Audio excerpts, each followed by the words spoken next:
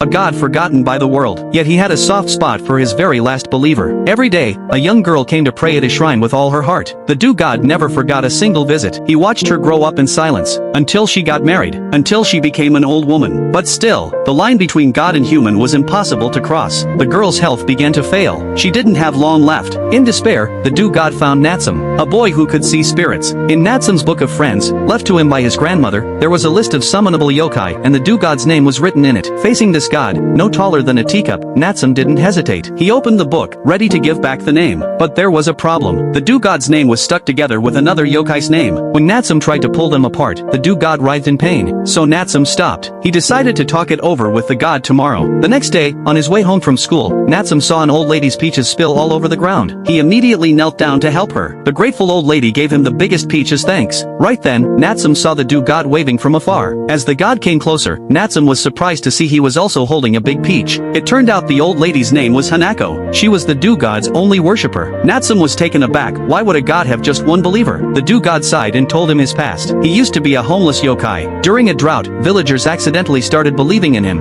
and that faith slowly turned him into a god. But as time passed, people forgot him. His power began to fade. Now, Hanako was his only follower. Her faith was the only thing keeping him alive. Natsum decided to help. He told the Dew god that if they could find the yokai whose name was stuck to his, they could separate them and return the name. The Dew god immediately drew the yokai on a piece of paper. His drawing was so bad that Natsum and his cat sensei laughed until they cried. The yokai lived in shadows and could only move along them. So Natsum and the cat sensei followed the clues. But no luck. Until one day, Natsum heard from Hanako herself. She said she believed in the Dew god because she had seen his true form when she was young. Back then, she was so afraid he would leave that she never made a sound. As the years went by, Hanako came to regret that silence. Being forgotten hurts, but having Hanako by his side made the Dew god feel a little less alone through his long existence. The next day, the Dew god told Natsum the other yokai had finally appeared. Natsum and the cat sensei managed to separate the two names and return them. And that was that. Afterward, Natsum often visited the shrine, bringing steamed buns for the Dew god. But one day, Natsum noticed the god had shrunk and turned translucent. He realized Hanako had passed away. That meant the Dew god was about to disappear too.